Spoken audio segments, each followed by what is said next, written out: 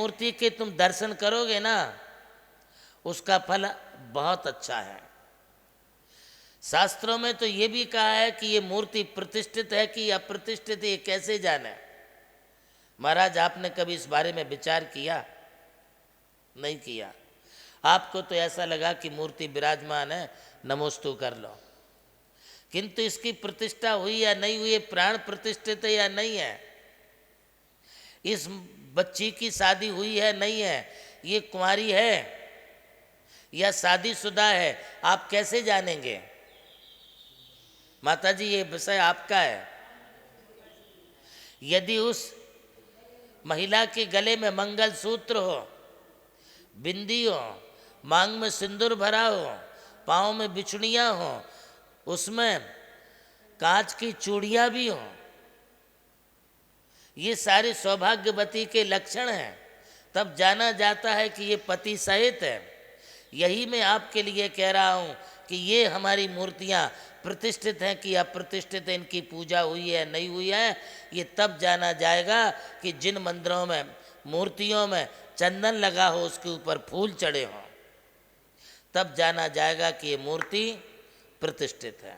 क्योंकि अप्रतिष्ठित मूर्ति पर फूल नहीं चढ़ाए जाते हैं, अप्रतिष्ठित मूर्ति को चंदन नहीं लगाया जाता है, और इस मूर्ति की पूजा हुई या नहीं हुई है ये भी तभी जाना जाएगा।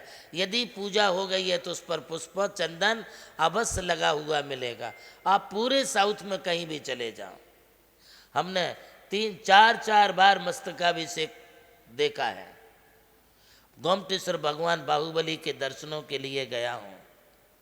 दर्शनों को क्या गया, मेरी तो दीक्षा ही वहाँ हुई है। मैंने दीक्षा ही भगवान बाहुबली के चरणों में लिए, मेरा सौभाग्य है। उसके बाद हमारे 2-3 तो चातुर्मास वहाँ पर हो गए, हमें बरसों बरस रहने का मौका वहाँ पर मिला है। साउथ की एक परंपरा है कि 1 बार नहीं 3 बार वहाँ पर अभिषेक पूजा होती है। जो आप माता जी, ये महिलाएं जो पूजा करती हैं, आप बोलती उसके लास्ट में हम त्रिकाल वंदना करे करावे, त्रिकाल पूजा करे करावे, भावना भावे बोलते ना। तो ये त्रिकाल की जो पूजा आपकी होती है वो साक्षात देखना है तो साउथ में देखिए। सुबह अभिषेक, दोपहर को अभिषेक और शाम को भी अभिषेक। जो साधु मेरे साथ बिहार में थे उनको ये बात मालूम होगी। हम ये नहीं कह रहे कि तुम्हारे मंदिरों में भी 3 बार करो, कम से कम 1 बार करो, व्यवस्थित तो करो। हम नहीं कहते हैं आप किसी को 3 टाइम जिमाओ, 2 टाइम जिमाओ। कम से कम 1 टाइम यदि आपने अतिथि को, मेहमान को बुलाया है तो 1 टाइम तो उसका आतिथ्य अच्छे से करो, 1 टाइम तो कम से कम व्यवस्थित भोजन पानी करो। यही मैं आपके लिए पूजा पाठ के लिए कह रहा हूँ। मत करो आप 3 बार, 1 बार तो करो, व्यवस्थित करो। अकेला पानी दिखा देने से पूजा नहीं हो सकती है, अकेले पानी चढ़ा देने से अभिषेक पूरा नहीं हो सकता है। मैं तो आपके लिए इस विषय पर इसलिए लेके जा रहा हूँ क्योंकि आज्ञा विचय ये धर्म ध्यान का एक विषय है। इसमें यक्ष यक्षिणियों का अपना स्थान है। हर तीर्थंकर के यक्ष यक्षिणी है। जैसे 24 तीर्थंकर अलग अलग हैं, वैसे 24 तीर्थंकरों के माता पिता भी हैं, 24 तीर्थंकरों के अलग अलग यक्ष यक्षिणी भी हैं, हर तीर्थंकर के हैं। यदि आदिनाथ भगवान का मंदिर है तो आदिनाथ भगवान के मंदिर में आदिनाथ का चिन्ह बैल होना चाहिए। क्या जरूरत है बैल की, ये सोच करके बैल का चिन्ह हटा नहीं सकते। यदि आदिनाथ भगवान की प्रतिमा जी है तो आदिनाथ भगवान के यक्ष यक्षिणी चक्रेश्वरी और गोमोदी यक्ष होना चाहिए। अब कुछ लोग बोलते क्या जरूरत है इनकी। यदि यक्ष यक्षिणी की जरूरत नहीं है तो वो जानवर, वो ढोर, उस बैल की क्या जरूरत है। आप बुरा ना माने भाई, मुझे लग रहा है कि आप मेरी बात से सहमत नहीं होंगे।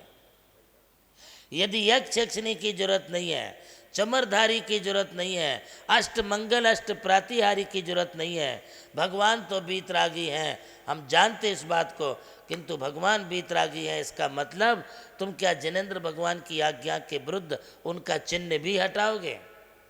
आज बाल हटा दिए, उनका स्वरूप कुछ का कुछ कर दिया, कल चिन्ह भी हटा दो, बीतरागी बीतरागी। बीतरागी का यह मतलब नहीं होता है। बीतरागी बीतराग अवस्था में अपने आप में है, उसी तरह से उनका परिकर भी होगा। भगवान सर्वज्ञ केवली अरिहंत परमिष्टि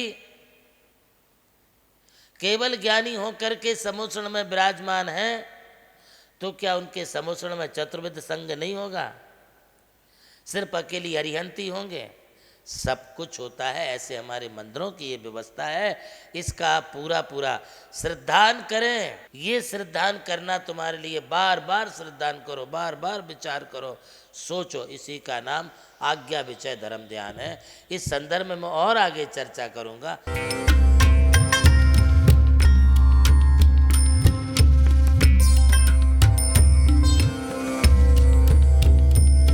जैन धर्म केवल धर्म नहीं, जन जन का धम है। यही है इस धर्म की संस्कृति।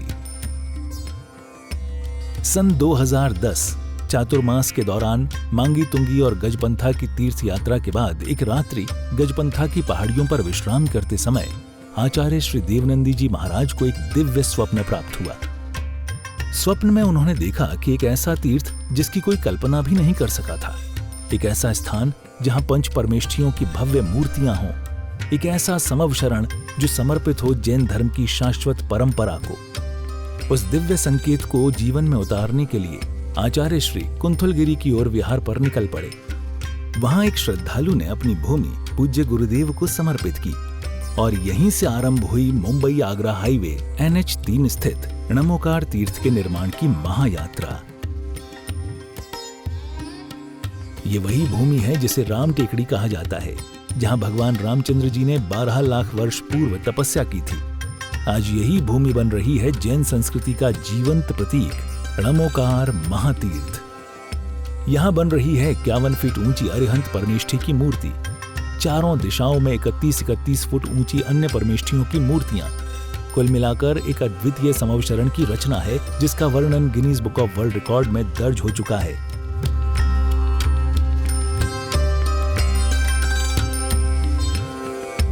इस भव्य मंदिर जी में स्थापित किए जा रहे हैं 24 तीर्थंकरों के 24 मंदिर, पंचमेरु, नंदीश्वर द्वीप, नवदेवता और 64 रिद्धि मंदिर, सप्तऋषि मंदिर और गोमटेश्वर बाहुबली, संवेद शिखर जी की झलक और क्षेत्रपाल मंदिर। यहाँ पर अब तक 250 से अधिक कमरे निर्मित हो चुके हैं, जिनमें 75 साधु साध्वियों के लिए एवं यात्री निवास आधुनिक सुविधाओं से युक्त है।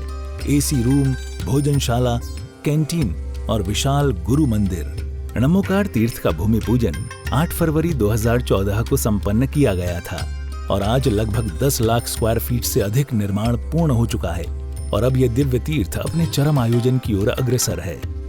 2026 में जिन शासन के वरिष्ठतम आचार्य परम पूज्य साधना सम्राट गणाधिपति गणधराचार्य श्री कुंथु सागर जी महाराज के सानिध्य में एवं परम पूज्य प्रज्ञा श्रवण सारस्वताचार्य श्री देवनंदी जी महाराज की प्रेरणा एवं निर्देशन में 400 से अधिक साधुओं की उपस्थिति में आगामी 6 से 13 फरवरी 2026 में णमोकार तीर्थ का भव्याति भव्य अंतर्राष्ट्रीय पंच कल्याणक प्रतिष्ठा एवं महामस्तकाभिषेक महोत्सव का आयोजन होने जा रहा है। खुल रहा है पुण्य का द्वार, जो करेगा भव पार।